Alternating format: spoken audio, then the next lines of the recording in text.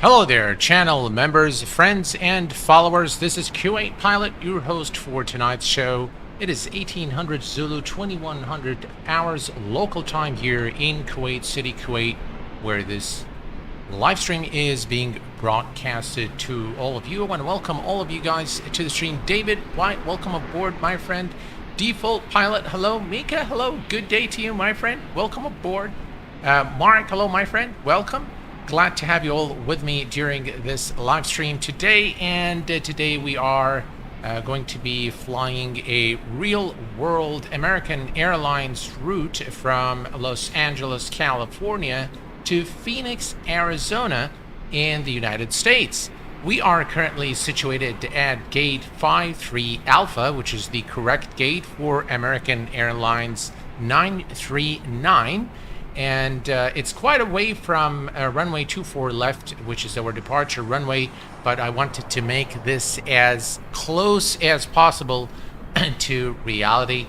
And nice weather today in Los Angeles. Nice weather meaning that we get to see some nice clouds.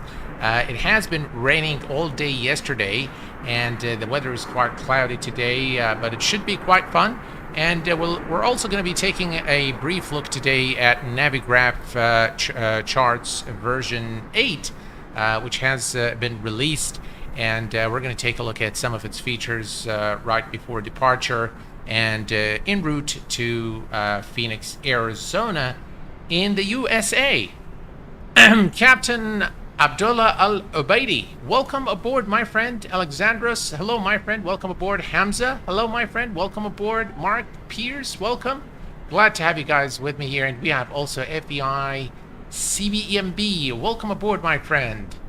It's raining worse today at... Oh, is it? Well, I think I do like to see the rain in the sim. And we are in the cockpit of the PMDG 738 American Airlines at exactly the correct position here for this flight out of Los Angeles. We are going to go ahead and use GSX today, and we are going to request boarding. So let's go ahead and do that. Request boarding. Boarding requested. Excellent. And that should start bringing all the ground services. As you can see, it is raining here, so we can see the stairs coming as well. I think I don't have the correct GSX profile. So the passengers should come through the gate. I think I did not customize this parking position, so hence the stairs, but that's okay. All right, let's head over here to the overhead panel, and we are going to turn on the battery, and we're going to bring up ground power as well, and cancel that. Excuse me. I'm not feeling very good, I guess. All right. We're going to go to the FS Actions menu. We're going to go to the fuel, and we are going to go to the operational flight plan, which I'm going to bring here to you guys so you can follow along. We're going to put this on always on top. Let's make this a bit smaller and bring it right over here. Let's see here. All right. That's good right there. All right. So if we look at the payload information here, as you can see, we have 34.40126. The fuel is 11.8, and of course that's all in pounds, so 11,800 is the total fuel that we require. It's a short hop to improvements made. Yeah, Sim Toolkit Pro is excellent without a doubt. So that's the fuel, and we're going to go to the payload, and we're going to enter our zero fuel for the flight, which is 126.3, 126.3, and that sets our passengers are in economy and first class, and then we're going to go return, and now we're ready to set up the FMC, but before we do so, we are going to set up the aircraft overhead panel.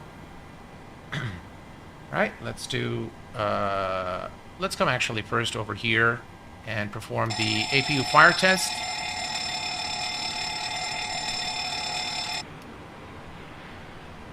Right, all's good there. And cargo fire test as well. Excellent. Your crew has boarded. All right, crew and the passengers are now boarding the aircraft. Excellent. We're going to head over to the overhead panel, and we're going to set the ADIRS to nav mode.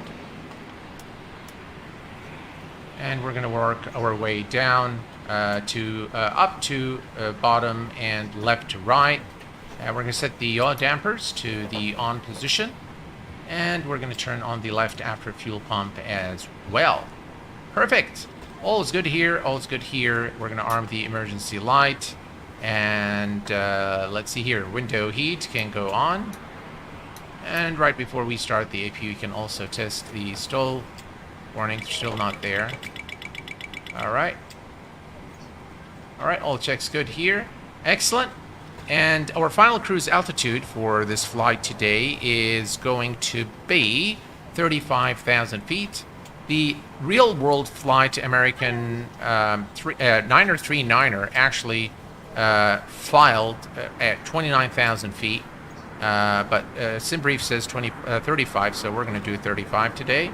And the position light is on steady. And everything else, the overhead panel, hydraulics, we can go turn them on, and everything else looks perfect here. All right, so we're going to come back now to the FMC and start programming our flight plan. We're going to go to, let's see here, clear that. We're going to go to position init, and I'm going to bring back the SimBrief plan, and you guys can follow along as well.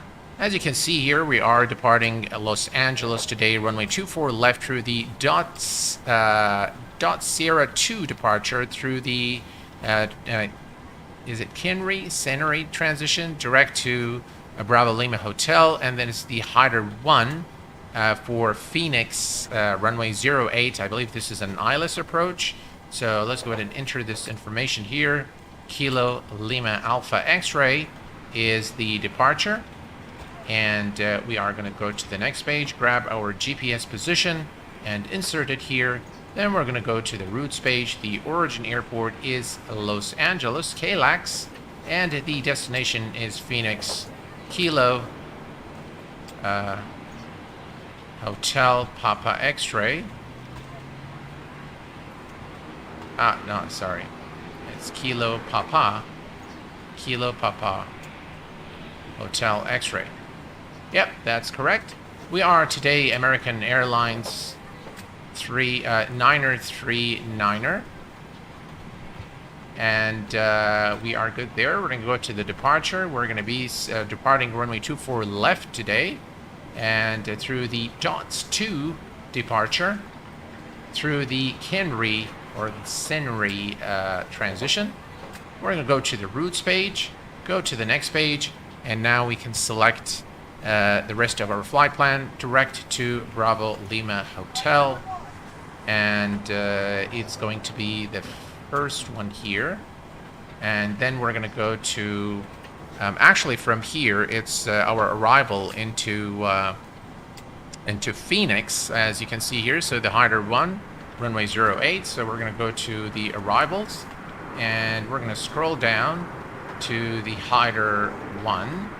That's the Hyder 1, runway 08, and through the Bravo Lima Hotel transition, and ILS runway 08 at, there is no transition there, so we're just going to go to route, activate, and execute. We're going to go to the legs page and make sure there are no discontinuities, which there aren't any.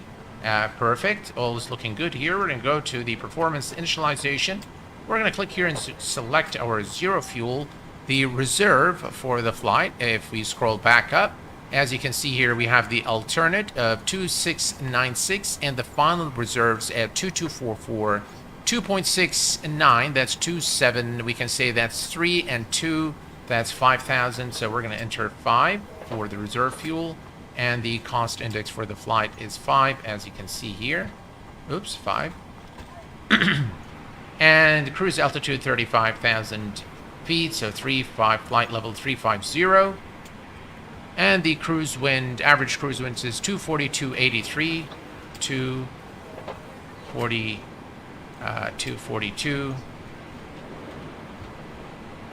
242,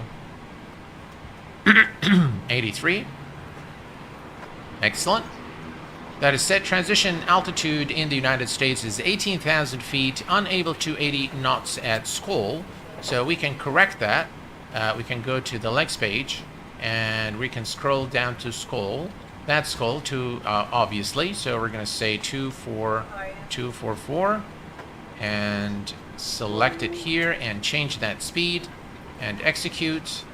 We're going to go here to the performance page and execute it. Everything now looks good. We're going to go to the N1 limit and we're just going to select derate here, 56, and that's perfect there. Right, takeoff, flaps 5 today for departure, and the center of gravity is 25.2%. That gives us a trim of 4.87 and a V1 of 138, V rotate of 139, and V2 of 142. Sim 737 pilot, welcome aboard, my friend. Glad to have you with us. Trishal, hello, my friend. Elaine, welcome aboard. Galloway, hello, my friend. Welcome. Thank you guys very much for being here. Ferdinand Foster, hello and good evening to you, my friend. Good evening to everyone in Thailand. And ladies and gentlemen, we have with us today in the house my good friend Rand Cooley. Hello, Rand. Welcome aboard, my friend. Thank you very much for being here. Appreciate it. Chris, hello, my friend. Welcome aboard. Glad to have you with us. All right. So we are all good and ready to go. So we are going to move this out of the way. And we are going to set the... we're going to set our trim to 4.87 and set the V2 to 142. So we're going to set 142 here. Actually, let's go ahead and start the APU. All right, 142. 142 is set, and we're going to set our altitude to 35,000 feet.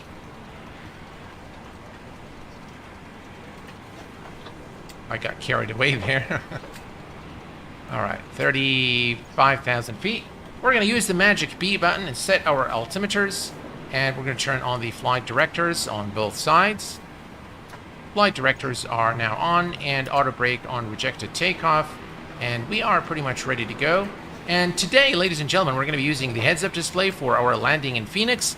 I think many of you guys have requested the speed check. Hello, my friend. Welcome aboard. Glad to have you with us. And, yeah.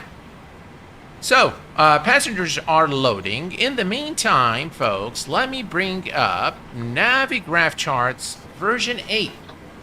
And there is a lot in this version that I do want to cover probably in a dedicated video, but one, to begin with, the interface is very well done in this version. I really do like what they've done with this version. Much more user-friendly, much more usable, and it really is a brilliant app. It always have been, it has been a brilliant app, and I think it will always be a great app.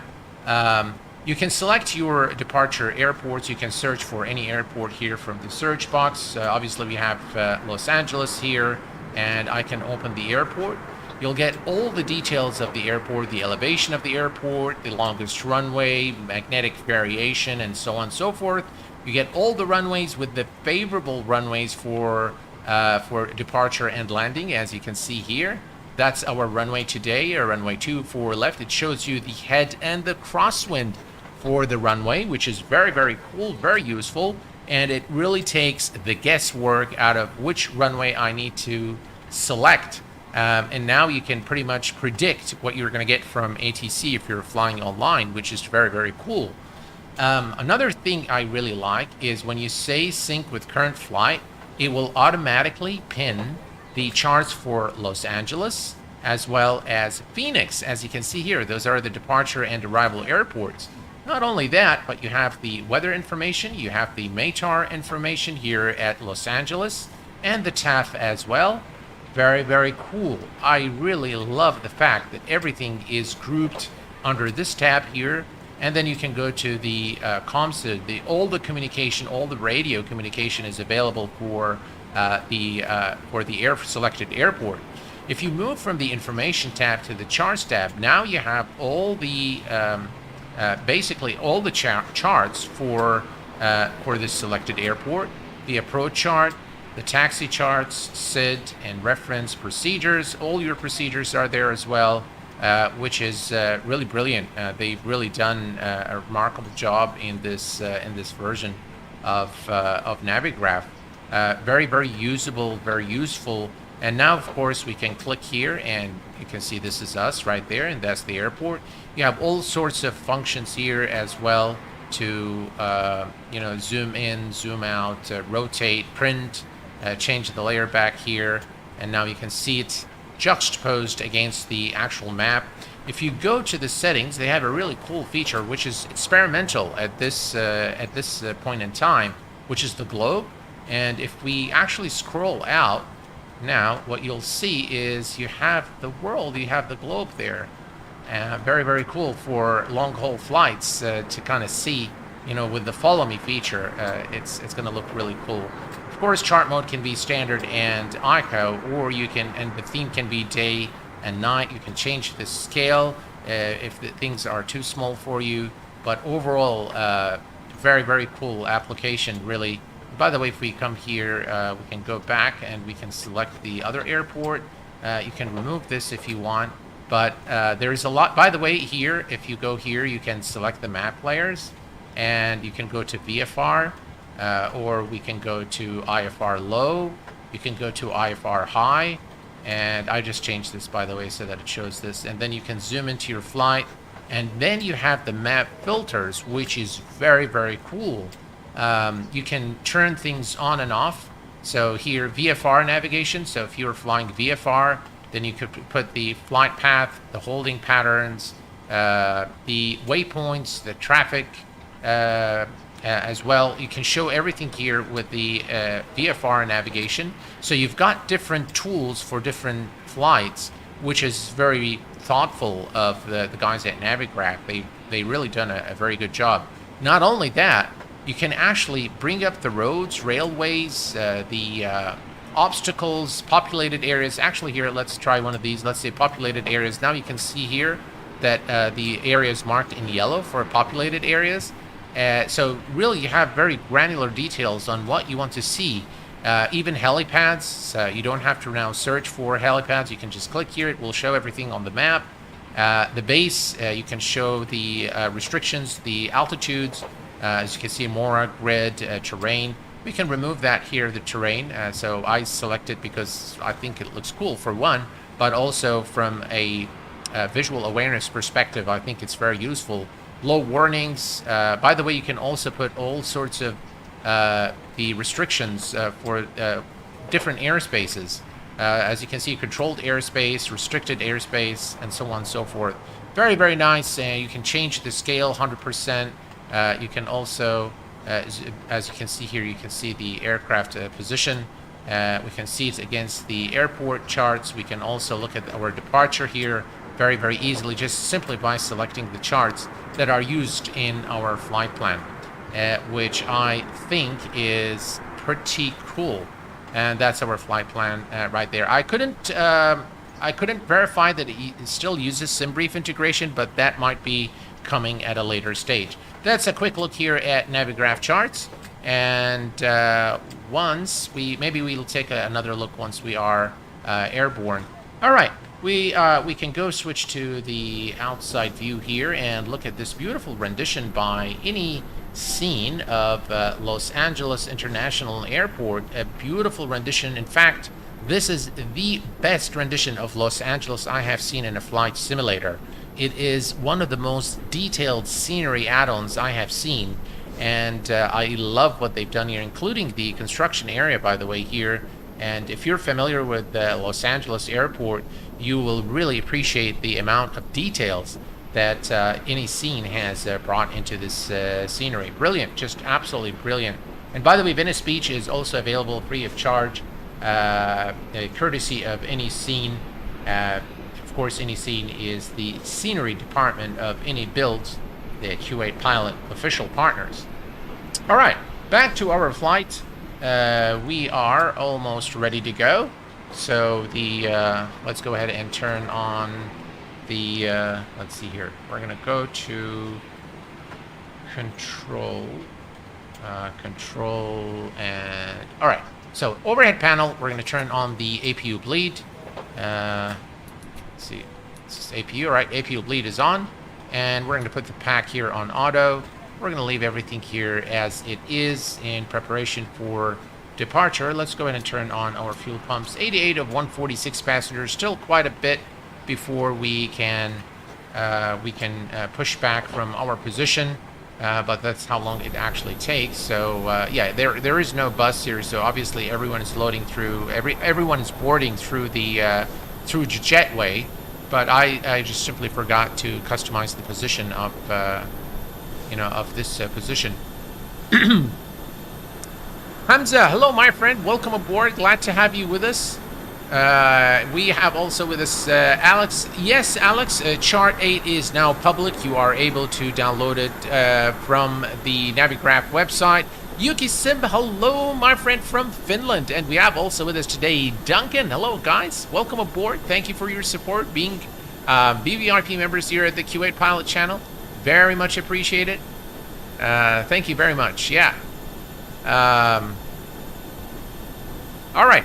So, while we're actually taking, why don't we actually, I want to show you guys the, we can go to, let me see, where's the, let me go to, yeah. So what I want to show you guys is, I don't think that I've shown you this before. So I believe if we go up here, that's the city over there. Guys, just look at the details of this airport. Just absolutely gorgeous. All right.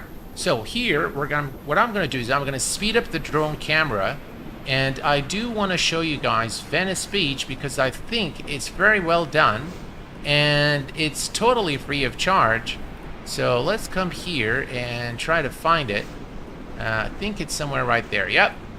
There we go. And by the way, this is Santa Monica. This is all in Santa Monica. All right. Is this it? No. It's probably back there. Yeah, so we're back. We are in Santa Monica, and this is Venice Beach.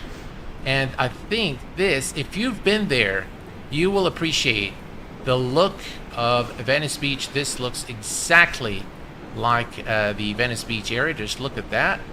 For those of you who are familiar with the area, this is exactly what it looks like. Just absolutely brilliant work by the guys at iniScene. As you can see here, brilliant. Just absolutely brilliant. Feels so nostalgic just looking at all of this in the sim, and it just reminds me of many good memories back in the 90s. And by the way, they revamped this. It wasn't, I think there was a development for this area, but overall it didn't really change that much from the 90s. They brought in some new, roller coaster and things like that.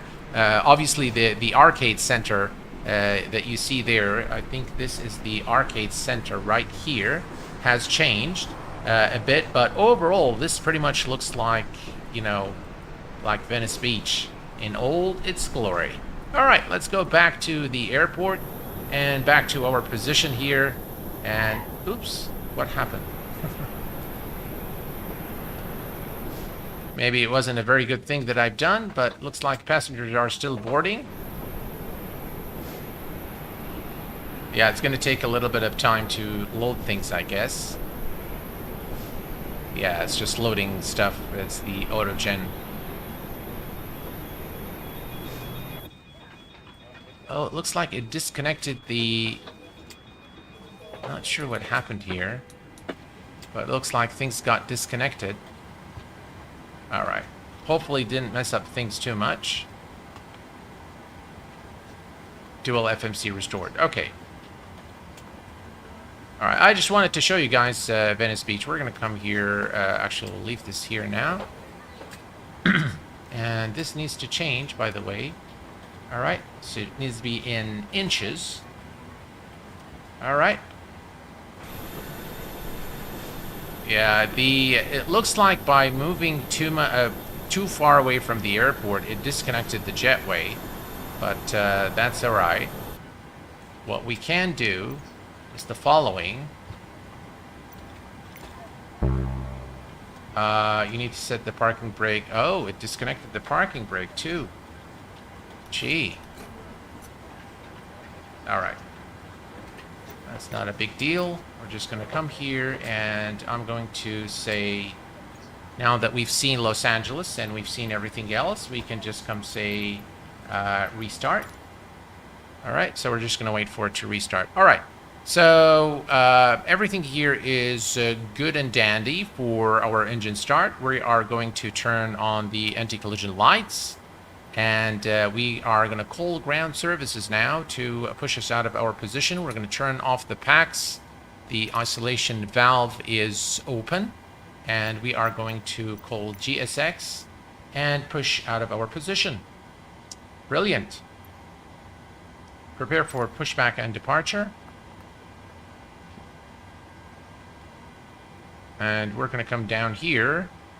And let's see here. We are going to see it has removed everything already, and I think it happened as a result of moving away from the Hello, airport Captain. vicinity. We are ready for pushback. You need to slowly go back.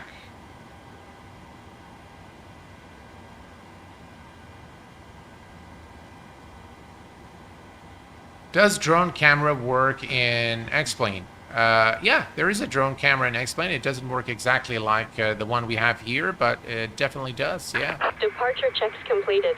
Bypass pin inserted. All right, perfect.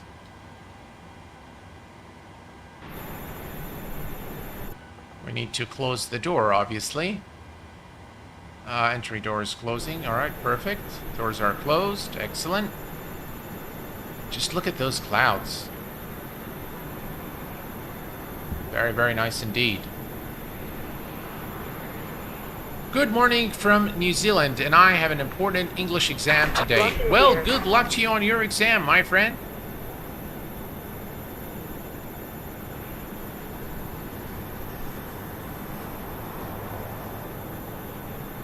Yeah, definitely. Mo Aviation, iniScene Los Angeles is absolutely brilliant.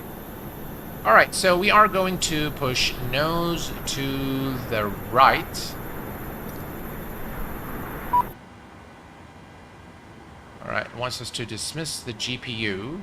So let's see here what's going on. Ground services, GPU card. All right, so let's set this first. And it's not there, is it?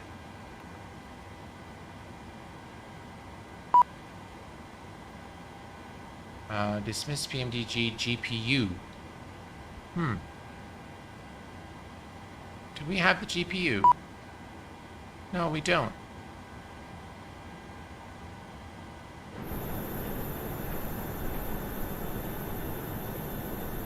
Why is it complaining about the GPU?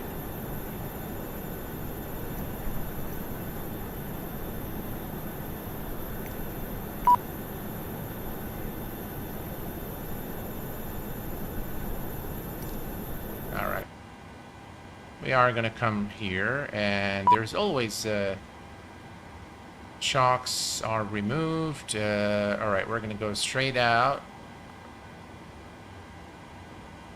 Nose to the right, 90 degrees. And we're going to select our tug. Start. Cockpit to ground. Go ahead. We've been cleared for pushback and start. They want the tail to our left. Roger that. Ready to push. Tail to the left. Park brakes off. Alright, I'm not sure what's going on today with GSX, but we'll just restart it. And let's set this to... Oh, looks like everything is set on the aircraft. I wonder why that has happened.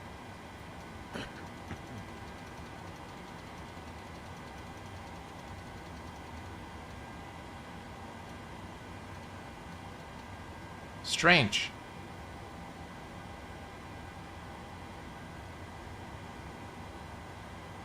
Very, very strange. Brakes released. All right, here we go. We're just going to use the PMDG tug there to push back the aircraft.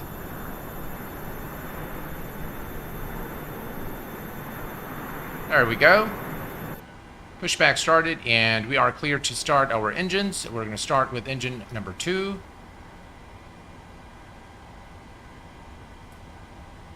I hope everything else is still there. Yeah, it looks like everything else is still there. It has reset some things, not everything. Right, engines are spooling. Engine number 2. Let's go ahead and give it some fuel.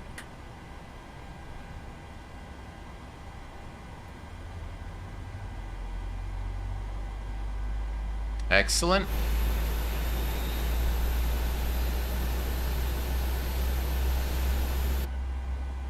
And we can come here, return, push back, and we'll just say stop.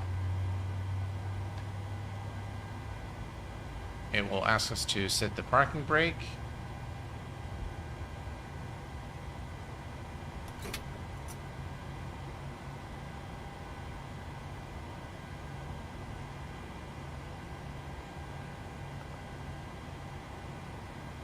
All right. So the pushback is complete, and we're just going to go ahead and maybe we'll use the follow me truck to take us to the runway. Didn't exactly work as it should. I think it has to do with the fact that we went to Venice Beach and came back to the airport, and it's kind of unloaded the aircraft or something like that. But we have a good start on the engine number 2. We're going to start engine number 1. We're going to come here and we're going to set the pack to high, isolation valve to closed, left pack is still off, and we should now see the engine spooling here for engine number 1. And 21, 22, that's close enough. Give it fuel. Excellent.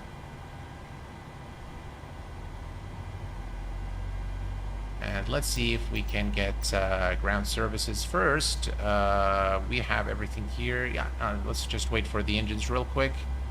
And then we'll bring the follow me truck and have him guide us to runway 24 left. Should be a nice 40 minutes over to Phoenix. There isn't a DCS page on my Discord. That is correct. Yes, I used to have it, and then I removed it for lack of interest from at least the guys, you know, at least my community. The White Skies. Hello, my friend. Welcome aboard. Glad to have you with us here this evening. Thank you very much. All right, we have a good start on both engines. Generators are on. Engine start switches to continuous. And let's see here. The probe heat can go on. Left pack to auto. Isolation valve to auto. And the left pack goes, right pack goes to auto. Engine bleeds are on. APU bleed is off. And the APU goes to the off position. Runway turnoff lights and taxi lights are on. And we are ready to taxi to the runway. So what we're going to do now, by the way, let's just bring this here, bring it back. All right. Everything here is set for our departure. We can bring this in meters, so at least I know. I can relate to meters more than feet, so I'll just bring that up. And we'll bring the terrain. Yeah, let's bring the terrain. Why not? Right, terrain is on, and let's go ahead and call GSX now, and at least take us to the runway. So 24 left start, and we're going to use ES, follow me. Excellent. The vehicle is on its way, and we're just going to wait for the truck to arrive. We're going to set our flaps in the meantime, and everything else is ready for departure. All right, 1 minute and 14 seconds. We can release the parking brake here. All right, parking brake is released.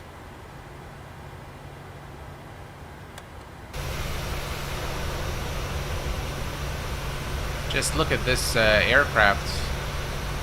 Again, recently updated. Just absolutely brilliant.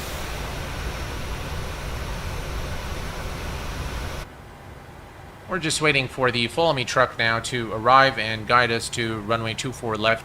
We can, by the way, we're going to go, we're going to make a right turn at the end of the taxiway here, and then we're going to go further, make another right, and then another right, and then a left turn to the runway. But let's just see what the Follow Me truck will do for us here today.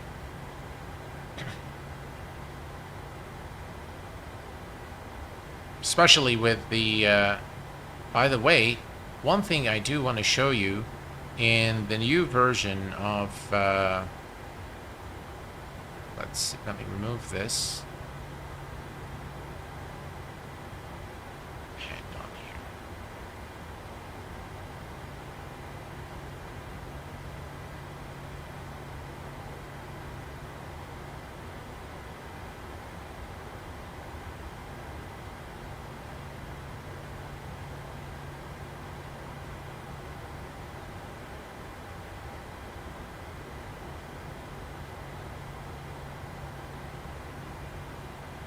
All right, so one thing I do want to show you in Navigraph charts, in the new version, if you actually zoom in on the airport, it will actually show you all the taxiways and all the positions and all that good stuff is available to you here, which I think is very cool. So again, very nice. All right, Follow Me truck is there. Let's go ahead and give it some power and follow him to the runway. All right, now that we started moving, I'm going to start the pilot clock, and we should be in Phoenix within an hour or so. Hour 14 minutes is the total time, I think. All right, let's taxi to the runway. Everything's looking good, and here we go. This feels very nostalgic. I have been to this airport so many times, in and out of this airport, flying GA aircraft back in the days, and it just feels so familiar and very nostalgic just looking at everything here in this sim. And iniScene has really done a brilliant job with this airport. What's that fire truck doing? Yeah, I'm not sure. Maybe false alarm or something? Alright, here we go. Follow Me truck just made a turn here, so we're just gonna follow him to on the taxiway.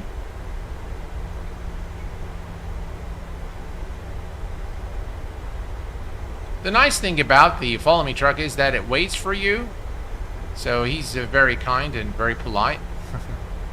Yeah, so that's the right. There's another right, so two more rights and then left turn to the runway. By the way, that looks like the GPU.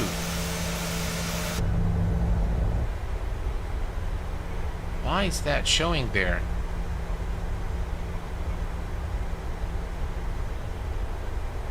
Very, very strange. Are we gonna fly with the GPU wire like that?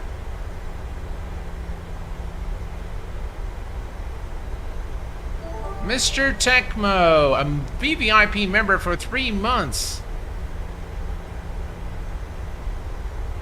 Thank you very much, sir, for your support. I really appreciate it. Not sure why we have the GPU still hanging on the aircraft. That's very strange. It is not in the menu, but we'll see. We'll see what we. I'm not sure that we can actually turn it off now, because the aircraft is we have the engines started. So I really am not sure what can we do about this. But I don't see it here. So if we go to the menu and we go to PMFS actions, yeah, ground services are no longer available. So so I'm not sure what can we do to remove it. I guess that's why GSX was complaining about the GPU. But yeah, it looks very funny having the GPU wire there, as you can see here. Very, very strange.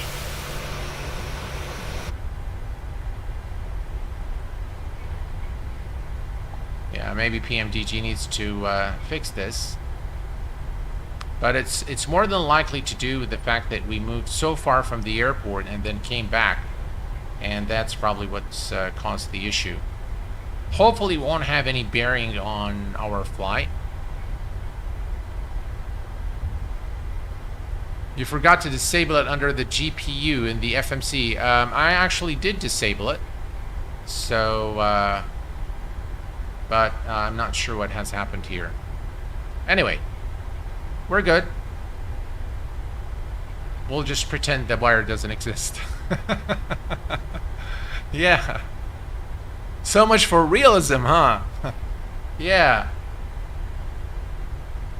Alright, so that's the follow me truck. Again, that's another right. And then it's left to... yeah, everything is looking good here on the overhead panel. Right, here we go. That's our left turn. Beg your pardon, right turn. And then it would be another left turn towards the for the runway. At the far end right there is the left turn towards runway 24 left. Just really a very, very detailed airport, and quite frankly very easy on performance as well, considering the complexity of the scenery and all the custom elements used in this airport. It still is very FPS friendly, which is brilliant.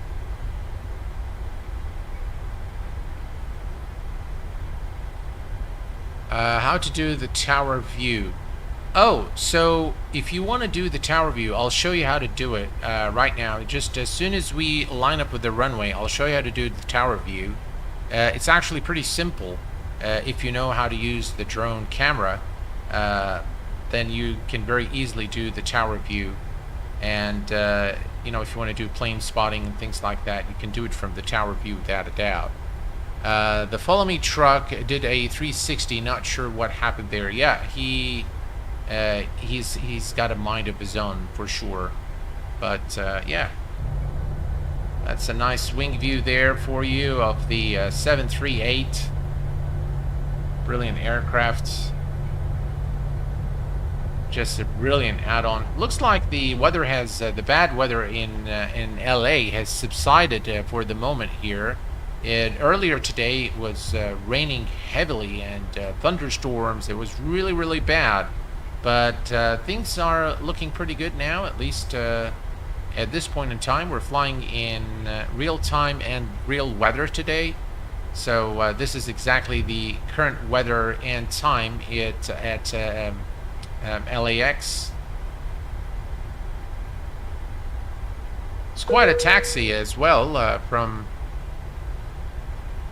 Bangaman. Welcome aboard to the Q8 Pilot channel. Glad to have you with us. Thank you very much for being a subscriber here to the channel. Right, here's the Delta 8, and that's where we're going to make a left turn for the runway. Right, here we go.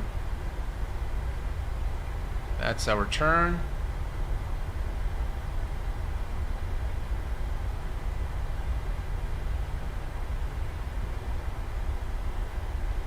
And here's another turn to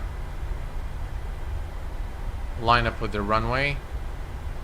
Alright, that's the entrance into the entry point for runway 24 left. And this is where the follow me truck will probably go on its own way. Alright, that's Echo. And that's the hold short for runway 24 left. And the crossing for runway 24 right as well. Right, we're going to bring the aircraft to a short stop here. Right, that's the... alright, so the follow me truck has done its job. Alright, let me just set the parking brake here real quick, and let me just come down here, see if we can go to ground services. And GPU card, see, ground power is chocks. We set this. See, the ground power unit isn't there, but nonetheless, external pit power GPU card. Yeah, nonetheless, it shows the ground power though. All right, so we're going to go back here. We are going to select the FMC. We're going to set this on climb. We're going to go return, and we're going to set this to the legs page. And we're going to come up here. We're going to turn on the auto throttle. We're going to set this to runway heading, which is 239 or 240 actually. All right, set this to runway heading 238. I believe that's close enough actually. 239, 240. All right. All right, so everything is ready to go here, but I think one of you guys want me to show how to do the drone, how to do the drone camera, right? So if you click on Insert, actually let's go one more time. Is that it? No? All right, that's it. Yeah. All right, so we're in drone camera now, and what you need to do is you simply go up. And we're going to go up here, and you need to set your view manually. Now you can save this view if you want and come back to it later, but if you use that preset then at another airport, it will not look good, of course. Now you can slow down the speed by using your F6 and F5 and F6 to slow down. So now I completely stopped it now. So now I'm increasing the speed just a little bit, and we're going to move up, and there you go here. And basically you can just take the drone camera all the way inside the tower like so. All right, now we are inside the tower, and as you can see now I have the tower view here at Los Angeles International, and that's us right there, ready to go at the runway. So that's how you set up your tower view. All right, we are ready to go now, folks. We are going to release the parking brake. Parking brake is released. Landing lights are on. Strobe lights are on. And auto throttle is turned on. We are looking good. Let's go ahead and give it a little bit of power here and line up with the runway. And let's depart LAX, service to Phoenix, Arizona.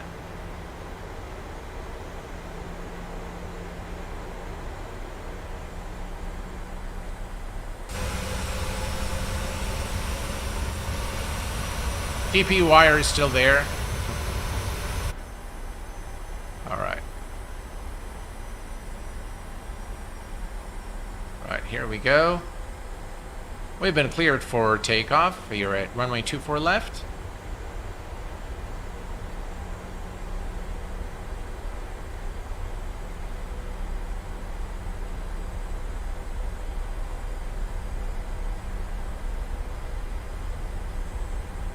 Set our view.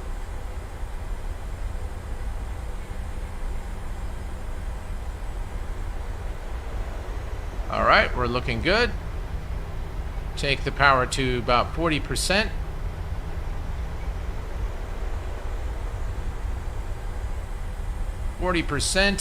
Stable toga.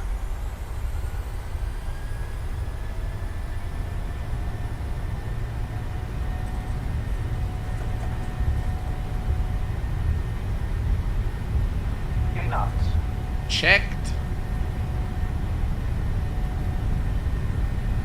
Some wind there, I tell you, and it's still pretty touchy, the PMDG. Rotate. Rotate.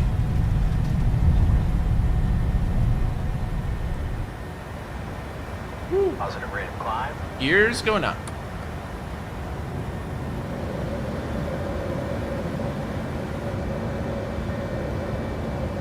Just look at that beautiful wing view as we depart Los Angeles International Airport.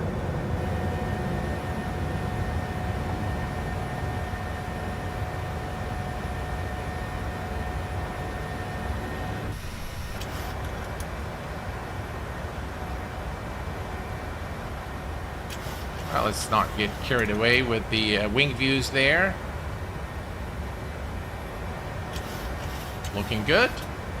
About 400. Let's go ahead and do VNAV.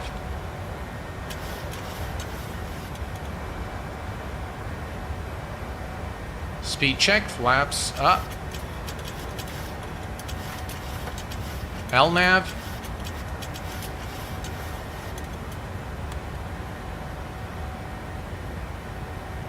Looking good.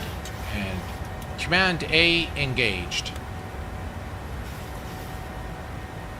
Auto brake is off. And now we're going to continue our climb to our cruise altitude of 35,000 feet. Just look at that view, ladies and gentlemen. There we go.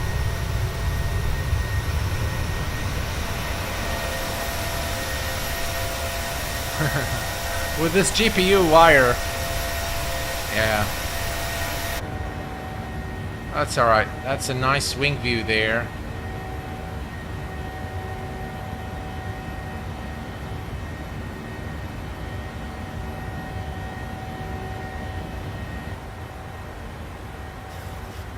$5,000 feet.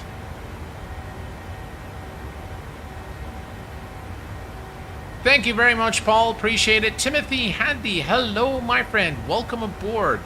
Randy Gallardo, welcome aboard. Q8, check your MCPU set speed, not heading.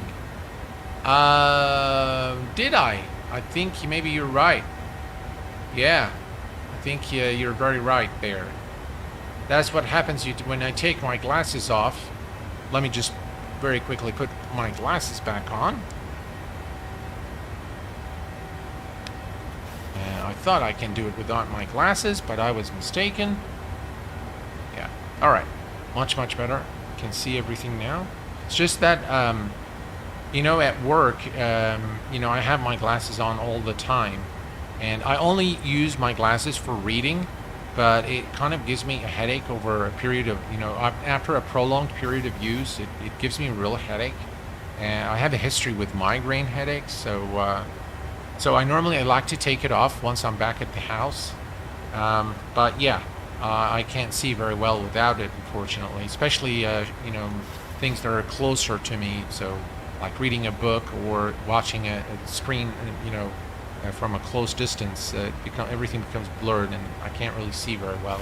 So I struggle, but sometimes as I do it, it's a good trade-off. If I can't see well but no headache, that's okay. So, all right, we're making a return 10,000 feet, folks. We're going to go ahead and turn off the landing lights. Right, landing lights are off, runway turn off, and taxi lights are off. Engine start selectors to the auto position. And wing lights is there. All right, we're going to go ahead and also, we left the seat belts, so we'll just leave them. All right, so all is looking good now. We continue our climb to our cruise altitude. We're going to set this here. Let's bring up the traffic. And do we need the profile? I don't think we do. So we're just going to go there. We have the heads-up display in case we need it. And we can also set the, let's see here. Let's do our altitude real quick. We're going to do it for the next sector. There we go. All right. So everything is looking good. And we are now moving away from California. Very nice clouds here as we depart California, the Golden State. And we'll head over to Phoenix today, folks. Should be a fun flight, yeah. Yeah, but that's okay. Departure was awesome. Thank you very much, Randy. Appreciate it, my friend. Dugan, hello, my friend. Welcome aboard. I'm sorry I don't speak Turkish, so I don't know what you've written there. And the channel language is English only, if you don't mind. Thank you very much. But I'm more than happy to respond to you if I can understand what you've typed there. But welcome aboard. Glad to have you with us. German, hello, my friend. Good evening from the UK. Well, welcome aboard, my friend. Glad to have you here. And thank you very much for your support being a member of the channel. Hi, Kuwait. Hope you are well. All the best. Steve, thank you very much, Steve. Appreciate it. Thanks for being here. Derby, hello, my friend. Welcome aboard. I wonder how you pass your time when on cruise. Well, Derby, a couple of things. Once is I bring up so when I'm actually streaming, I try to bring relevant topics or talk to you guys about my life in general and try to answer your questions. In fact, there is an option now that you can do a Q&A while on stream, or just bring up interesting topics or I think are interesting for you guys, and we talk about them. And but when I'm flying alone on my own, I actually do other things. So I never just sit and watch the screen while in cruise. I probably set it in a nice view and lower the volume on my speakers, and I start doing something else. Read an article or something on my other screen. I keep monitoring the aircraft every now and then just to make sure everything's okay. All right, transition altitude, bear reference set to standard. And yeah, that's normally how I pass the time. I normally don't fly very long flights. So normally, after I reach top of descent, it's like maximum 200 nautical miles before the top of descent. So it doesn't really take that long before I need to configure the aircraft for the descent. Boeing Corp, welcome aboard. Is the latest ARAC updated automatically in MSFS? No, you need Navigraph, Boeing Corp, and you can do so if you go to, so let me just show you here real quick, Navigraph. So that's the Navigraph data center, all right? And once you log into your account, you'll see that this is the simulator base package. So this is the ARAC cycle 2211 revision 1 by Navigraph for Microsoft Flight Simulator. Obviously, I have other add-ons, so I have them all updated. But this is the Navigraph charts, the in-game panel. This is what you see here. Do I have? Oh, that's the one there. All right, so that's the Navigraph from the toolbar. That's how you get it. And also you can update it like I've showed you here. Where is it? Here, right there. That's what you need to update the ARAC database of Microsoft Flight Simulator. I think with every sim update, they release the latest one, but then, of course, it's not something that they actually update on frequent basis. So my recommendation is that you get Navigraph without a doubt. It's a brilliant app, and there's just a lot, as I've shown you with Navigraph now, Charts 8, just jam-packed with features.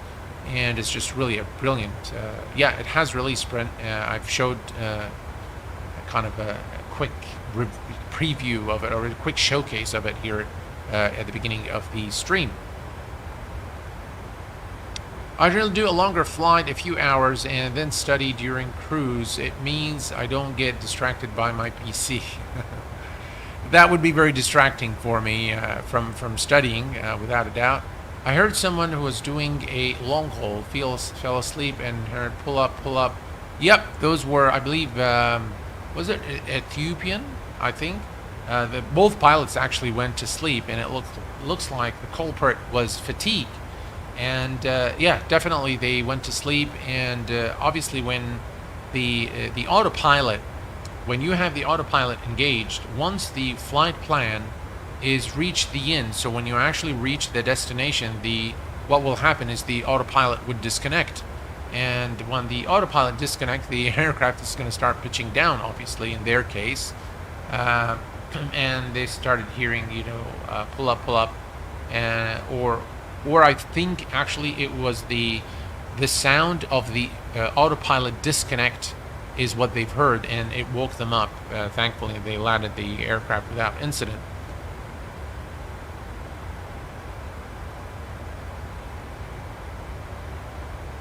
Hey, my friend, have a good flight. I can't wait for Sim Update 11. I think a lot of us are waiting for Sim Update 11. Collimator 79, welcome aboard, my friend. Good to see you again. Is the Phoenix Airport payware today? No, the Phoenix Airport is going to be a freeware airport, which is the Asobo default airport for Phoenix.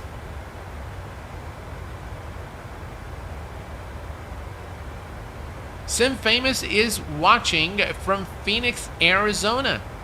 Welcome aboard, my friend. Jesse, hello, my friend. Welcome aboard. I think I might buy a Windows PC just for MSFS. That wouldn't actually be a bad thing to do because you can do other things amongst using Microsoft Flight Simulator. And quick update for you guys. I have now received all the parts of my new PC with the exception of the RAM. So I'm waiting anxiously now for the RAM to arrive so that I can start building the machine. I haven't, by the way, I haven't yet purchased the case, but I have everything else aside from the case, and the RAM is on the way, and I just really can't wait to fire it up and try it out. Yeah. And we have today with us Jay Knows the Way from Chicago. Hello, my friend. Welcome aboard. Are you getting a new GPU? You betcha. I'm getting the RTX 4090. And as far as the CPU is concerned, I'm getting the i9 139K unlocked, of course. And capable of speeds up to 5.8 gigahertz, and my RAM is also 6,000 gigahertz. Yeah, I'm really excited to really just build the system. And do you think iniBuilds from Boeing Corp? Do you think iniBuilds will be releasing the A300 and Beluga for MSFS in the future? I don't know. That probably would be a sensible thing to do for iniBuilds, but I don't know. I know the A310 is going to be a free aircraft with the upcoming Sim Update 11, which marks the 40th anniversary for Microsoft Flight Simulator. And we have with us Jonas. Hello, my friend. Welcome aboard. That's a NASA computer. Well, Randy, yeah, I will have to say that it's going to be a beast of a machine, and it's got the latest and the greatest hardware. So yeah, I'm getting the latest RAM, latest processor, latest GPU, and the SSDs are going to be 2 terabyte M.2s, capable of, I believe, 720 megabyte per second read and write. So that's going to be super fast. And I've got 4 of those sticks, so a total of 8 terabyte of SSDs, M.2 SSDs, for the for this new build. And the motherboard is an Asus motherboard. It's the Strix Gaming Wi-Fi E, Gaming E Wi-Fi. I was going to go for the Hero, which is slightly more expensive. This one actually was expensive. It wasn't a cheap motherboard. But I went for this one because it's got a lot more USB connections. So with Flight Sim, I have a lot of gear. Because what I do, once I connect those joysticks, I just leave them all on. And I just go from the profile and turn them off if I don't need them. But I just leave everything connected. I don't remove them. Which, by the way, turned out to be a bad thing to do, because when I had a faulty mouse, and it used to actually, that faulty mouse, believe it or not, used to cause stuttering in Microsoft Flight Simulator. And I was just really going up the wall trying to find out what the issue was. And it turns out that it was the faulty mouse. Actually, it wasn't the faulty mouse, but it was a faulty USB port. So, I fixed it eventually, but I bought a new mouse, and the issue's gone away ever since. Hello, Andre. Welcome aboard, my friend. Glad to have you with us. All you need now is a flux capacitor, and we can go back in time. Great selection of gear. Thank you very much. Appreciate it. Can we get the list of components of your PC build? Sounds beautiful. Jesse, what I'm going to do is I'm going to make a video. In fact, several videos. But I'm going to make a video once my RAM is here. I'm going to make a short video showing you all the components that I have purchased, including the thermal paste. So I'm going to show you guys everything that I have purchased for this new build. and I have made arrangements with a friend of mine to use his shop to build the PC. And I will have some assistance also from the guys there, because I told him that I want to actually film the making on this PC for you guys. With all the tips and tricks, of course. I'll try to make it as useful as possible. As time permits. I'm sure that I will need to edit a lot of parts out, but that's what I'm trying to achieve for you guys, is really to show you all the components and show you the build process, what are the do's and the don'ts of building your PC. We'll get probably a few tricks as well from the technicians over at my friend's store as we build the PC. Of course, normally I don't let anyone touch my builds. I like to build them on my own. But, my friend who owns the place, he assured me that, his guys are professional and that they will do the best and of course I'll be there to supervise it while I take footage, record the footage of the PC being built. The paste, I don't let anyone touch, to be honest. I like to do it myself because it's, you don't want the thermal paste to spill over and cause issues. So I like to do that on my own. But yeah, it should be an interesting thing. I haven't filmed the making or the building of a PC before, so it should be an experience for me as well. And definitely I'm going to share it with you guys once it's ready. All right, we have just arrived at our cruise altitude of 35,000 feet, and I'm not sure why we have LNAV and BNAV. It's just now starting to increase the speed for some reason. I'm not sure why it's doing that, but if we come and take a look here at the FMC, you can see that the top of descent is about 104 nautical miles, so not a very long flight today. And we're just going to go to the external view here real quick. Just look at that, folks. Look at those beautiful clouds as we cruise at our final cruise altitude of 35,000 feet. And here's a wing view again. Just absolutely brilliant. I hope things subside as we arrive into Phoenix, because we want to see the terrain underneath, which is, by the way, breathtaking. The mountainous terrain on the way to Phoenix is just absolutely brilliant. But I don't mind looking at those beautiful clouds as well. I think they look pretty good. But yeah, hopefully things will subside as we arrive into Phoenix, and we'll be able to see the beautiful mountain range as we arrive into our destination. This looks very, very nice indeed.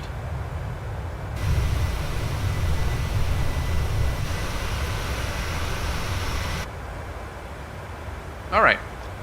So we're looking good. Speed is good. Altitude is 35,000, and we have the terrain radar. Everything's looking good. If we look at an overhead panel here, everything is looking perfect. Excellent. No complaints there. And today for landing, I know a lot of you guys on previous streams have asked me to use the heads-up display.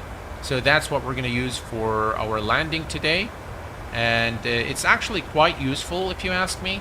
And yeah, that's what we're going to be doing today. We're going to use the heads-up display for our landing once we arrive into Phoenix. Right, perfect. All is looking good. It looks like things will subside. The clouds, it looks like they will subside once we pass that point there. I don't see any clouds far in the distance.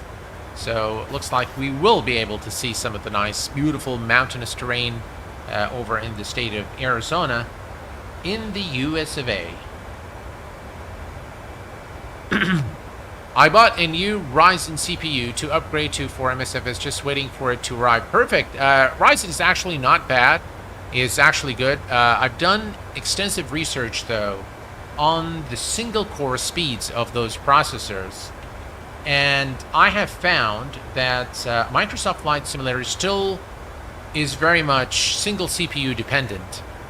And the 139K has a better single core speed than the Ryzen. So for that reason, I decided to stick with the Intel, i9-139.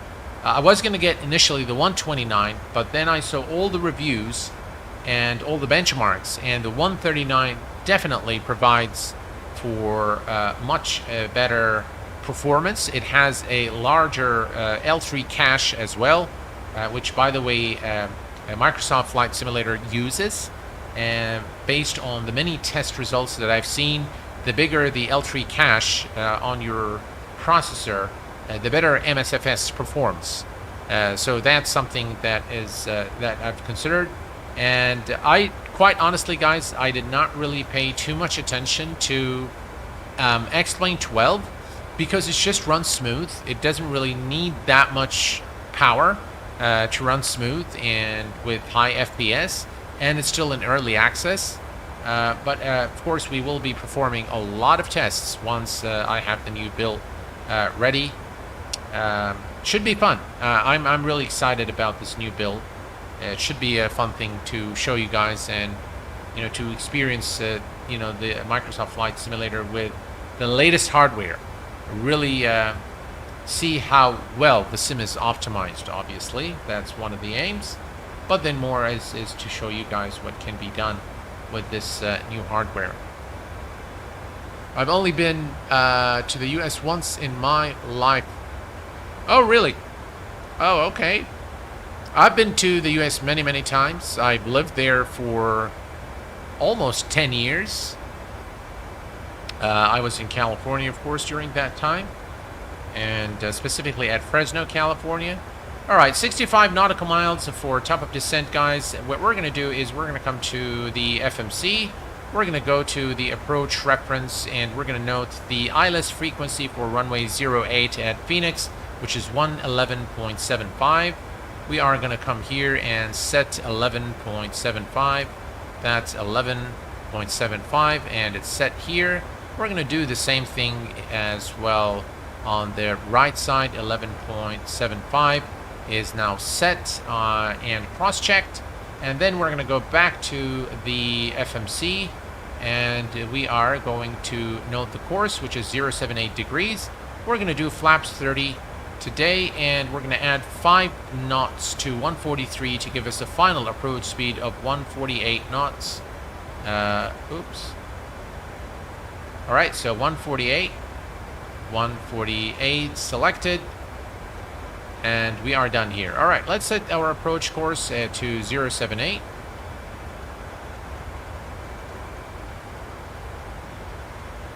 Come on. All right, 078, and we'll do the same thing on the first officer side as well. 078. All right, perfect. Everything is set here. And one more thing we need to do is if we come to the legs page here and go to next and next, there is a restriction at 5,000, 4,000. So the initial approach altitude is 3,000 feet. We're going to reset the MCP altitude to 3,000 feet.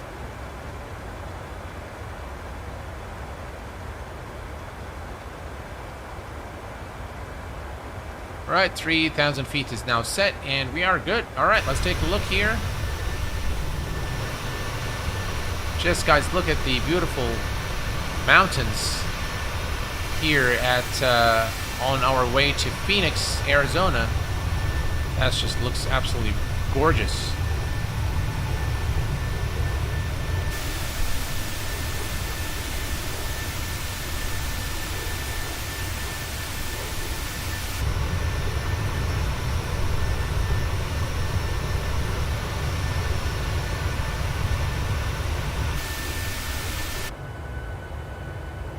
Mind you, the GPU wire there.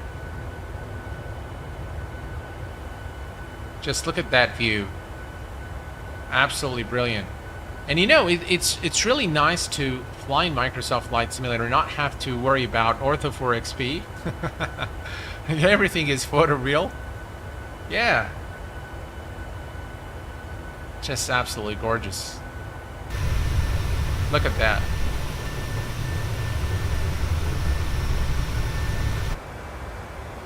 Brilliant.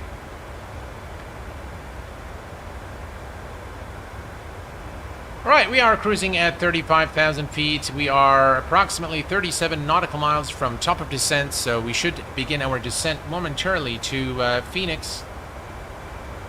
And about 38 minutes into the flight, from the minute we started the taxi, as you can see now, we can see the top of descent mark on the display.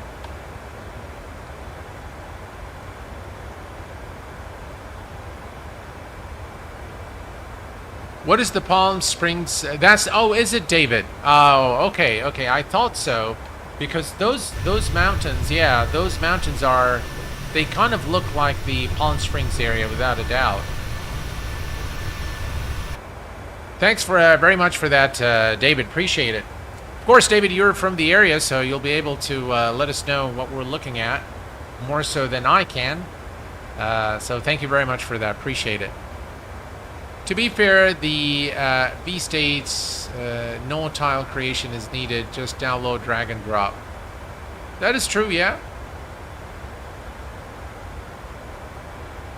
I never had any problems with the blurry textures. I know a lot of people have complained about having blurry tiles with the Microsoft Flight Simulator. I've never had them. I know some of you guys have experienced this issue, but I've never had this issue, never had this blurry textures. The one thing I can say about the is the oversaturation sometimes in Microsoft Flight Simulator. I do like the Orbex photoreal textures in X-Plane, especially if you have X-Plane 11 and you have the California region. The True Earth California for X-Plane is just simply outstanding. The best photoreal textures I have seen, really, by Orbex for X-Plane 11.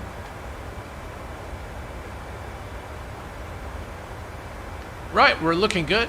Approaching top of descent, and we should be in Phoenix in approximately 20 minutes or so.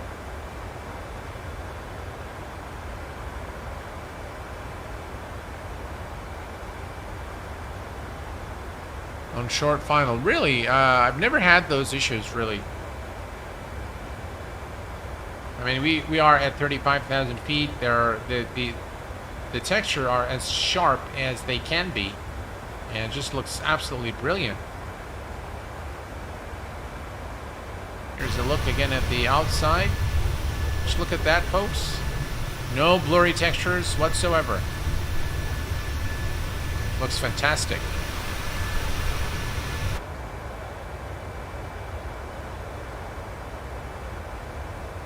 I mean, this really does look very good, I have to say.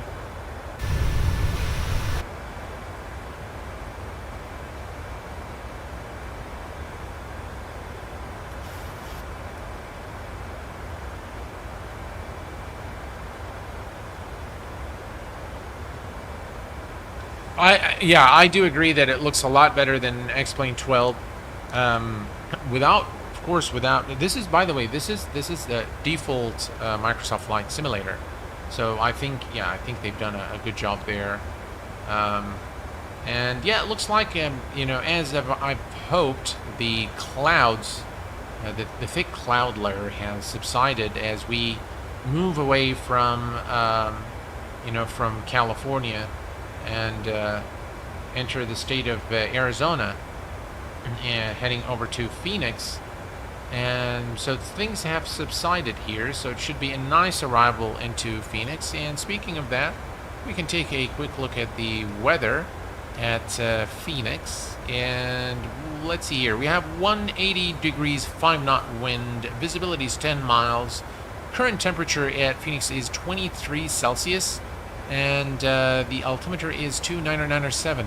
So quite pleasant, nothing serious there. There are clear skies, and it should be an uneventful landing over at Phoenix, unless things change while we are en route. But as far as things are at this point, it looks like it's going to be a nice approach into Phoenix. Beautiful day. in Arizona, and yeah, should be fun.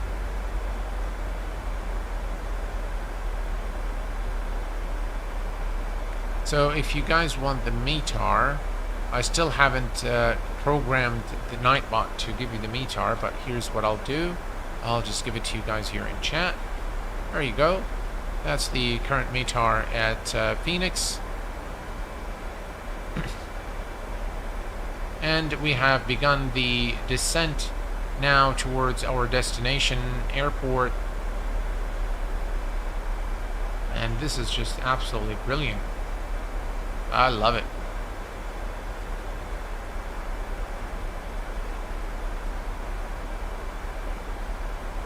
Alright, let's make sure there are no, we are going to come down here and go to the legs page. So we have a restriction, we need to be above 24 at Spink, and below 22 at Sinra, and then we're going to descend, and the next restriction is going to be at Kagar, 210 knots and 5,000 feet. At Jamil, we need to be at 4,000, and 3,000 is the initial approach altitude into Phoenix for runway 08. And as you can see here, runway 08. And by the way, what we can do is our famous rings that we create for situational awareness. We can go to the fix and we can type in runway 08 at Phoenix, and we enter that here, and we're going to create a 10 nautical mile ring around the airport and another 20 nautical mile ring around it as well, and we're going to enter it here. I think I messed this one up. So there we go, 20 nautical miles. There we go. And we're going to go back to the legs page. And now if we switch this to plan, all right, and we can step through. All right, we step through, and there you go. Those are the two rings that I've just created here. Again, that's the 20 nautical mile ring, and that's the 10 nautical mile ring, and that's just for situational awareness. Doesn't really change anything as far as navigation is concerned, but I think it's a good thing it's a good practice to have this, because it gives you a lot more situational awareness of the proximity to the airport, as well as the orientation to the runway, especially in bad weather conditions where you can't really see things, or during nighttime as you approach the airport, can be very, very useful. 30,000 feet for 3,000, and we are looking good. Our altitude is good for the current sector of the flight, and we continue now our descent. New Navigraph charts are out. Yes, sir, they are, and we've taken a quick look at them here. Let me just very quickly bring them up here. Right, so that's Navigraph charts. Looks like we need to sign in again. So let me just do that. I'm just going to say allow and allow. Right, Navigraph account is linked. Searching. All right, here we go. So that's the Navigraph charts, and the current flight that's taken. All right, so this one is the current flight, and as you can see, this is us right there now, flying along. Now we can actually come here and say VFR, and it will just bring all the we can change this in settings. If we go here, airports, terrain, yeah, we can bring that up, and now we can see here exactly where we're going. You can see all the restrictions, the altitude there, as you can see, and that's our arrival into Phoenix. And as we zoom in, we can take a closer look here at the airport. Wow, how brilliant is that? And that's, by the way, the runway, arrival runway 08 right there. So yeah, it looks pretty good with the moving maps. Just everything is brilliant here. Just waypoint information, all that good stuff is there. Yep, as you can see, we are almost there now. Right?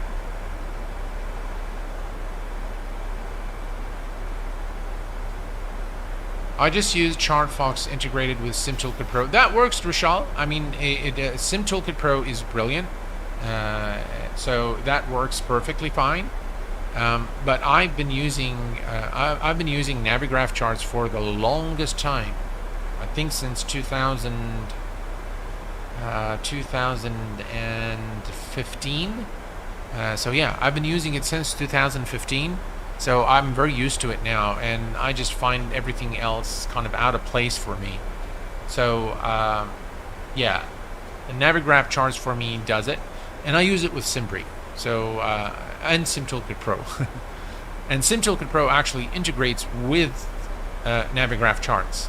So you can always access Navigraph charts from within SimToolkit Pro, if you are, of course, subscribed to it.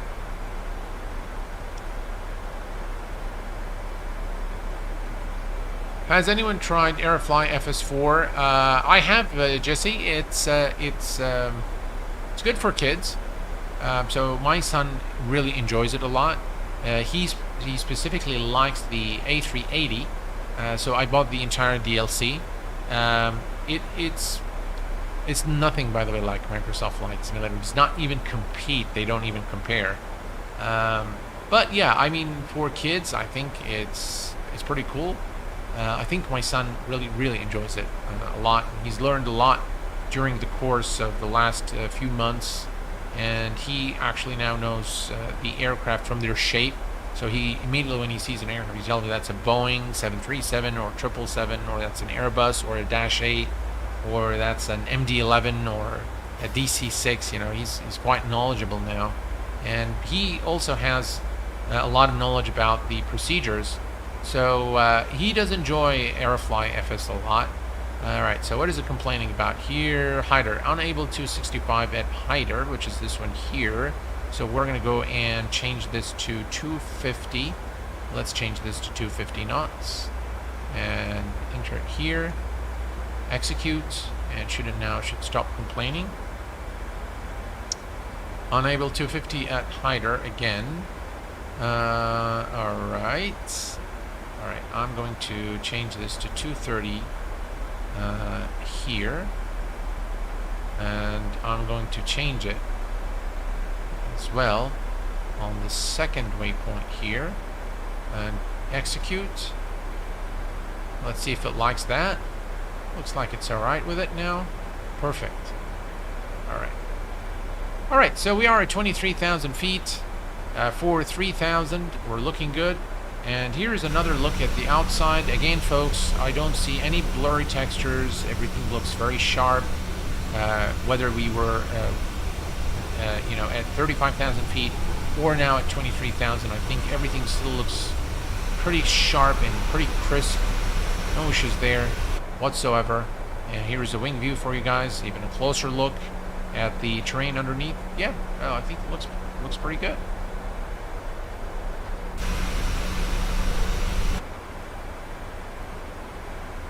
Alrighty. Sounds like a future pilot to me. Hopefully, yeah.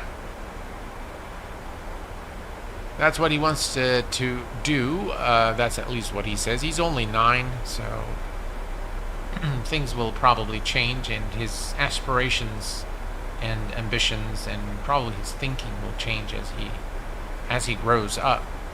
I don't like to influence my children to do anything. I like to guide them more than tell them what to do. And I think that's just that's my parenting philosophy.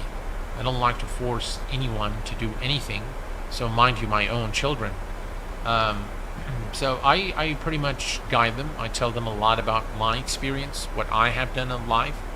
But I like them to learn from an early age to make their own decisions for themselves and be responsible for those decisions. Of course, at a very young age, they don't really understand, what responsibility or accountability means.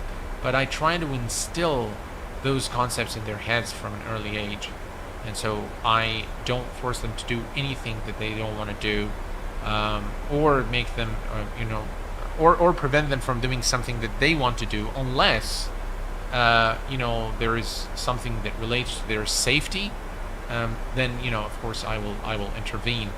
But other than that, I just pretty much let them, make their own decisions. And I think that helps really with building, a great character. Um,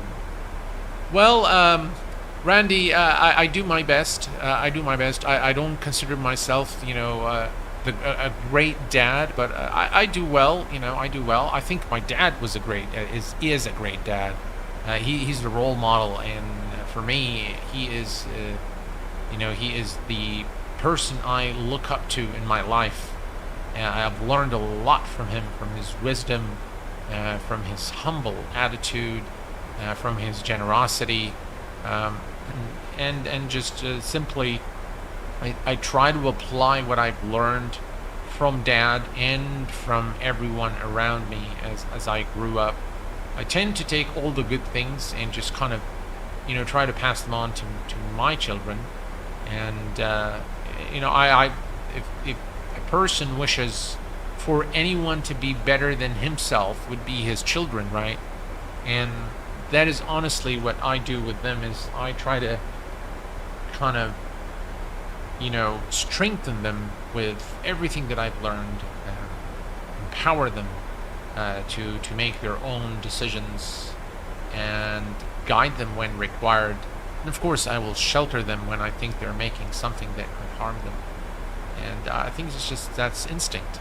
I think that's just what dads are supposed to do.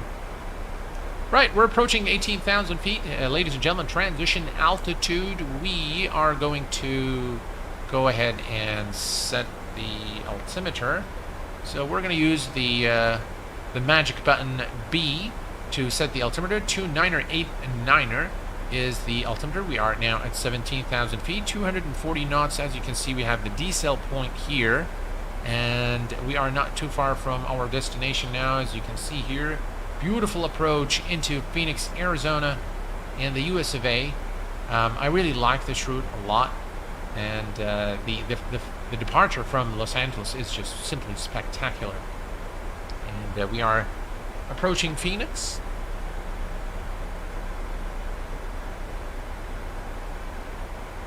All right, good luck on your exam. Wish you all the best. I hope you ace it.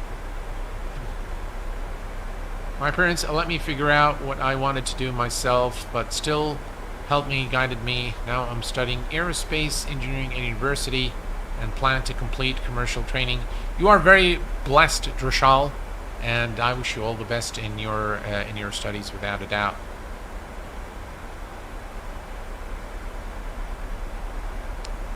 All right, we are getting close to our destination now. It's been really a fun flight, and very nice terrain, very scenic flight here over Phoenix.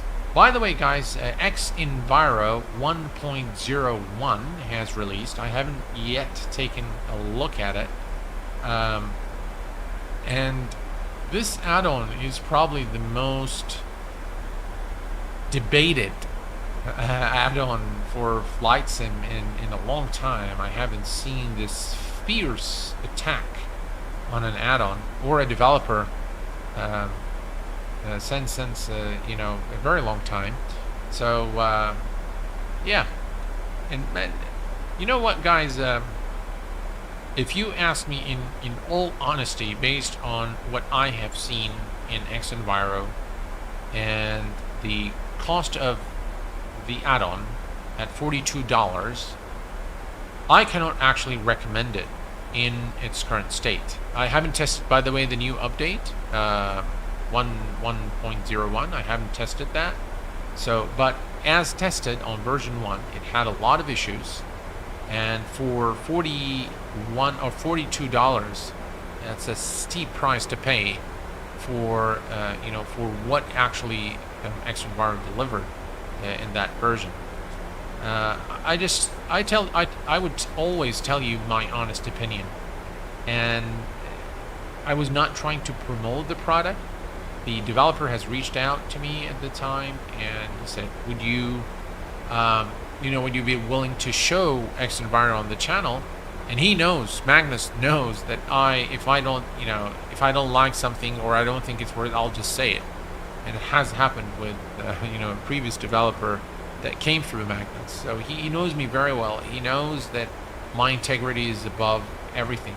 So I told him, sure, I'd be more than happy to stream it. He said, would you want to give away a few copies to your subscribers? I said, yeah, why not? If people want to use it, why not? Let them try it out, and those probably who do use it from the giveaway can probably report back to the community what their experience is like.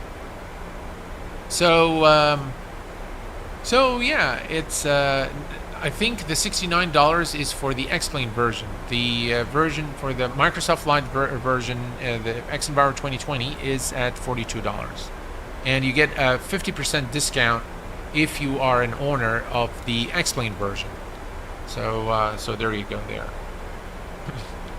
And yeah, I mean, I wouldn't recommend it personally, version 1. And I was actually streaming it with you guys. I was actually looking at the product for the first time with you guys, and I've shown you guys the nice, the good, and the ugly in the product. And it is a controversial thing, and I've seen some... The one thing, guys, I just don't understand is the personal attack on the developers, calling them, thieves and scammers, and it's just not. That's not right. It's unnecessary. It's uncalled for. Calling it cash grab. Again, I mean, it's a product. It delivers on what it says it delivers. Does it do it well? I personally don't think so. I don't think that it's better than Microsoft Flight Simulator weather in most cases. In the only case where I really felt that X-Enviro excels over Microsoft Flight Simulator is overcast conditions. Is when there is an overcast. In Microsoft Flight Simulator, you'll see a bunch of fluffed clouds kind of grouped in close proximity to one another to simulate what looks like an overcast. X-Enviro did it very well, and it actually showed, and there was a real-world pilot who actually came and commented, and he said, in the overcast condition, I felt that X-Enviro excelled over Microsoft Flight Simulator, but that is the only situation where I felt that X-Enviro actually was superior, and in all other cases, MSFS default weather rules. Those were his exact words. So there was only one specific case where X-Enviro looked better. In all other cases, the default weather in Microsoft Flight Simulator was better and was the most realistic looking weather. I haven't tested the new version yet, but I will report back to you guys once I have. We are approaching 10,000 feet. I'm going to go ahead and turn on the landing lights. Runway turn-off lights are on, taxi lights are on, and the wing lights are on. We're going to go ahead and turn on the fasten seatbelt signs as well in preparation for arrival into Phoenix. We are at 10,000. We are looking good. I have extended the speed brake slightly to reduce our speed. And we're going to also decrease the range here. As you can see, this is the 20 nautical mile ring that we've created. And now we know that in 10 nautical miles after this ring, we are going to be 10 nautical miles from runway 08. So perfect for, again, for situational awareness. And we continue. We're below 10,000 feet now. And we are looking good for our approach into Phoenix, Arizona. Absolutely, Rand. If you don't like it, don't buy it. As simple as that. That would be 737NG driver. I'm not sure. I haven't. I haven't seen a video for NG driver. But yeah, I'll probably go and check it out. Can you recommend the PMDG DC6? Absolutely. Absolutely. The DC6 is brilliant. Absolutely brilliant. And by the way, part of the reason why folks don't seat flown that much is due to its complexity. So it's not because it's not a good aircraft. It's just because it's a complex aircraft, and there are very few folks who actually master the DC-6. But it's a fun aircraft to fly without a doubt, and PMDG has done a brilliant job on that aircraft. All right, folks, looks like we are close to our destination. I'm going to go ahead and say approach here, and that should start lining up momentarily. I'm going to also start reducing our speed and the rate of descent. We are looking good, actually. I'm just going to leave it there. We're going to continue to reduce our speed.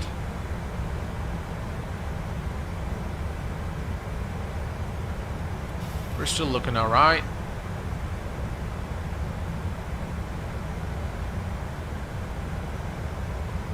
Yeah, you can see here the glide slope and the localizer needles, which indicates, by the way, that we should probably lower the landing gear.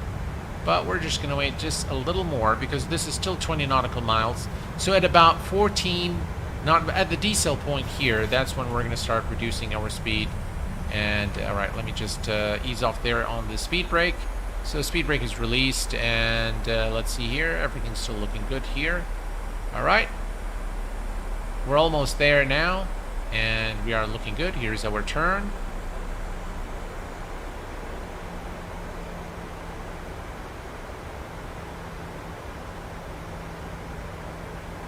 We've captured the localizer.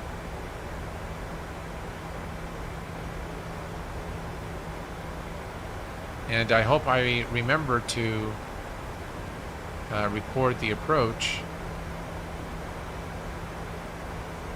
That might have been me about the overcast. It was 100% accurate in X Enviro. Had realistic stitched cotton look. Yeah, that would be you. Welcome aboard, my friend. Glad to have you with us. Q8, can you thank you very much for being here, Pilot MB Gamers. Thank you very much. I appreciate it.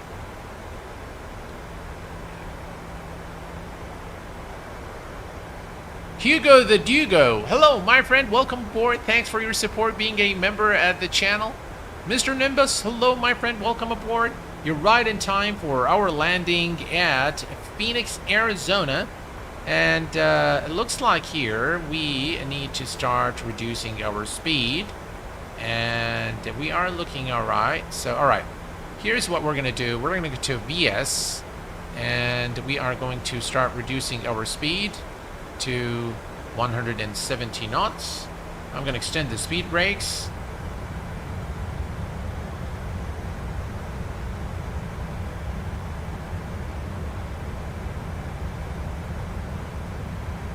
All right.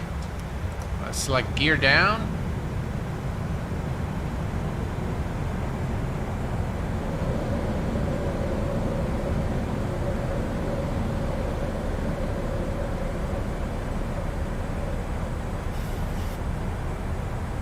Speed check, and flaps 5.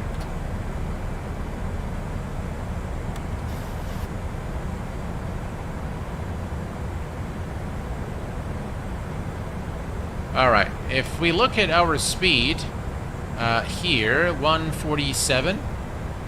So I'm going to go ahead and reduce this all the way to 147. All right, perfect. 147 is now set. We continue to reduce our speed. Let's go ahead and arm the brakes on number 2, and let's retract speed brake and arm it.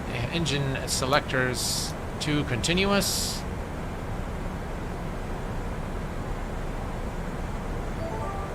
Excellent. Speed check. Flaps 10, and we're going to go to flaps 15. There we go. That should help us. All right, let me just very quickly bring up the recorder here. Right, and we're going to say record. And we're going to call this... all right, it's recording now. It still poses with this new version as well. So we'll just allow it to do whatever it needs to do. And... yeah, we're almost there now, but of course, you guys want... All right, so the We can move this away. Excellent. And we are going to bring up the heads-up display. All right, we have the heads-up display now. Excellent. And we're going to go to flaps 25. All's looking good. Bram, hello, my friend. Welcome aboard. And we have Red Panther TV. Welcome to the VVIP membership here at the Q8 Pilot channel. Welcome aboard, my friend. Speed check, flaps 30.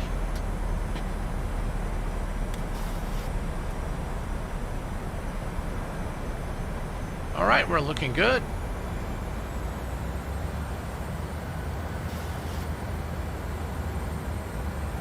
Make sure we have the right. There we go. That's good.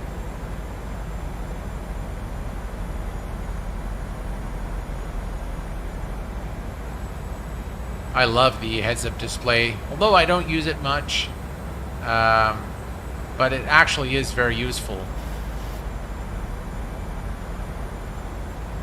Some wind there, nothing too serious, I think. What a beautiful approach here into Phoenix. Runway 08. Some wind there, huh?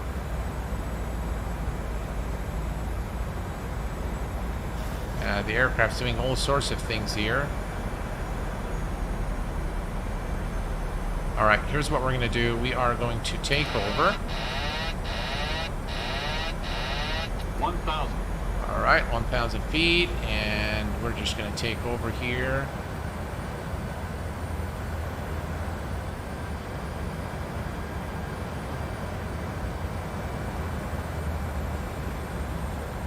Build the auto throttle as well.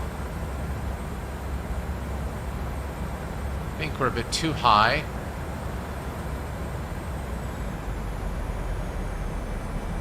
Sync rate.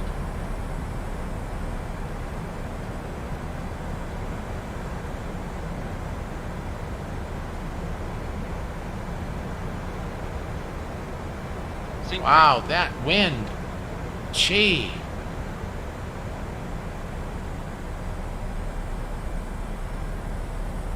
Sync rate. Sync rate. 100. 50. 40. 30. 20. 10.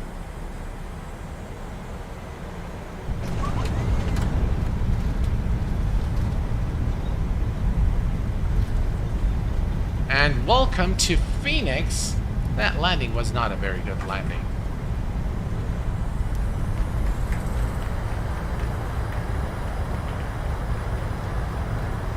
The approach was an unstable approach. So, but we've made it safely. The wind was very strange. But we made it safely, yeah. Welcome to Phoenix. The landing rate was 75 FPM. 75. Right, here we go. We're going to bring the aircraft to a stop at the gate, and then we'll perform the replay. There we go. Yeah, I'm not a fan of the HUD as well, Rand, but I know a lot of people like it. So we tried something a little different today. It distracted me a lot, I have to say. To me, it's distracting. I know a lot of people find it very useful. It looks good, without a doubt, and it can be very useful, but for me, it really distracts a lot. But anyway. Let's set the parking brake here. All right, let's go ahead and do the replay real quick. And let's see here. Let me bring up the... All right, we're going to stop the recording here. And we're going to load the file. The file has loaded successfully. And we're going to hit on play. And just wait now for the aircraft to load. at the correct altitude. When we start. All right, there we go. Guys, just look at the beautiful scenery there.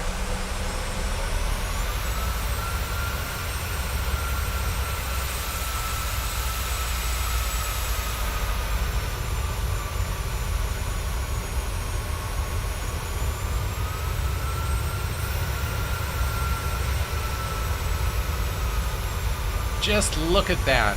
What a beautiful sight of the approach into Phoenix.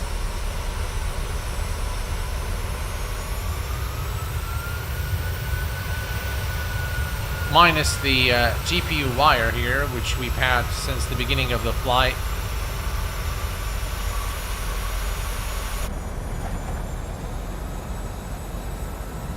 Nice wing view. Oh, okay, I know what happened there. I need to change the mapping. Guys, look at this. This is beautiful. You can see the traffic there on the highway. And I mean, this looks just really fantastic. Beautiful reflection of the flaps here.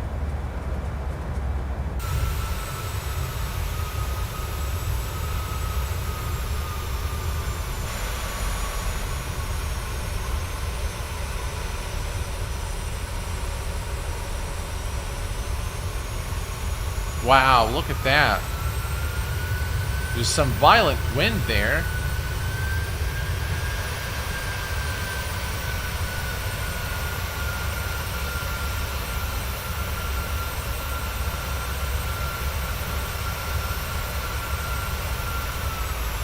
Hey, Dave, how are you doing, my friend? Welcome aboard.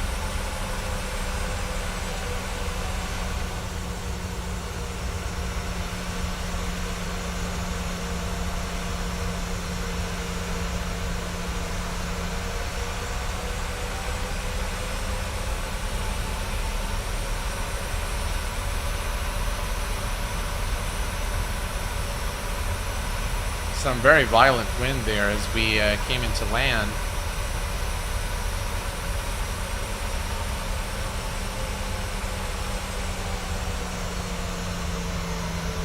Ooh, beautiful.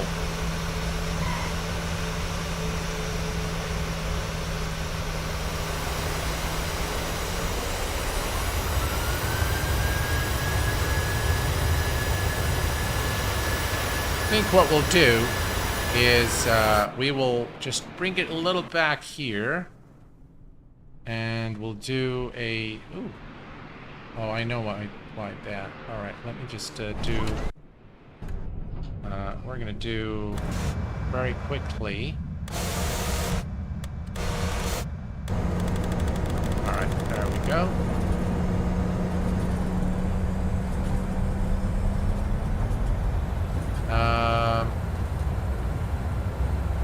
We'll just do the wing view here. Maybe we'll do this side. Yeah, we'll do this side. That really looks pretty cool.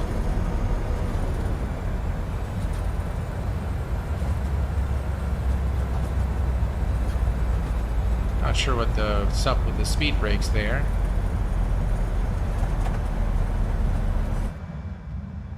Actually, let's do this one here.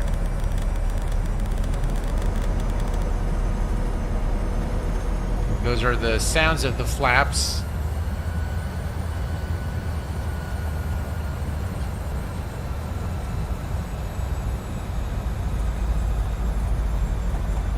Maybe we'll fast forward this a little bit.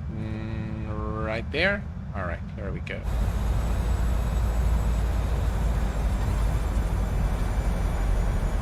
The scenery is just outstanding. And by the way, this is all default scenery. So nothing payware here. This is all default Microsoft Flight Simulator. It does look very, very nice indeed. Look at that, folks. Beautiful.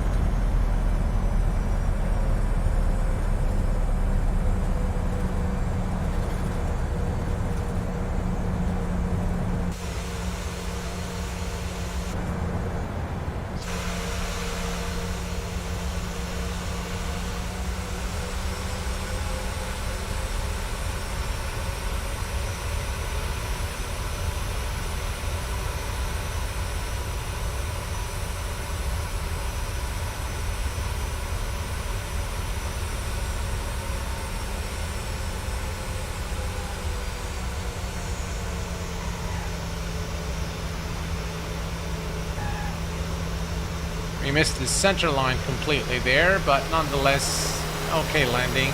The approach was definitely unstable, but overall the landing was okay.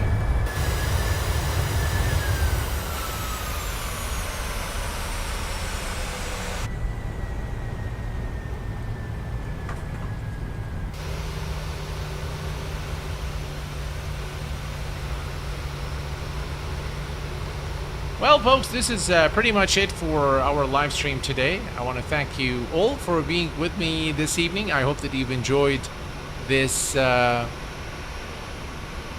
this live stream as much as I enjoy streaming it for you. And if you have any questions, as usual, please do post them in the comment section below. Once again, thank you so very much, everyone, all the channel members, all the subscribers to the channel, and all my friends. Thank you so very much for being here, and until next time, please take care of yourselves and each other, and I will see you all very soon. Thanks for tuning in this evening, and bye-bye for now.